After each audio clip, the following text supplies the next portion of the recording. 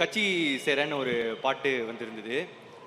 அப்போ திரும்புகிற இடம்லாம் அந்த பாட்டு தான், அப்புறம் ஸ்டெப்பு தான். ஸோ இது போயிட்டே இருந்துச்சு. அப்போது கீர்த்தி வந்து கேட்டார், யார் மியூசிக் டைரக்டர் போகலாம் அப்படின்னு சேர்க்கும்போது நான் சொன்னேன், சாயின்னு ஒரு அந்த கட்சி சேர பையன் எப்படி அப்படின்னு சொன்னோம்.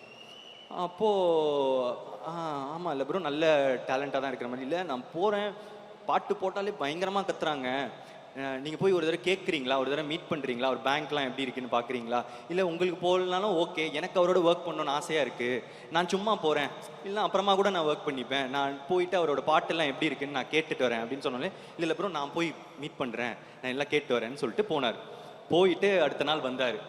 வந்துட்டு ப்ரோ ஆசை கூடன்னு ஒரு பாட்டு போட்டு வச்சுருக்காரு, எனக்கு ரொம்ப பிடிச்சிருக்கு, எவ்வளோ ஹிட் ஆகும்லாம் தெரியல, ஆனால் எனக்கு ரொம்ப பிடிச்சிருக்கு அப்படின்னு சொன்னார். ஓகே, 2 நாள் ஆச்சு, பாட்டு வெளியே வந்துச்சு, ஸ்மாஷ். ஸோ எல்லா சைட்லேயும் வந்து ஆசை கூட போயிட்டே இருந்துச்சு. அப்படியே அமுக்குங்கடா இவனை அப்படின்னு சொல்லிட்டு 2 பேரும் சேர்ந்து அமுக்கணும். அமுக்கி திரும்பி பார்த்தா பின்னாடி 8 பேர் லைனில் நிற்கிறாங்க.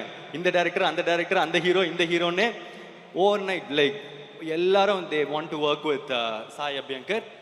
அண்ட் கான்ஃபிடென்ட்டாக சொல்லலாம், the next big thing. Yeah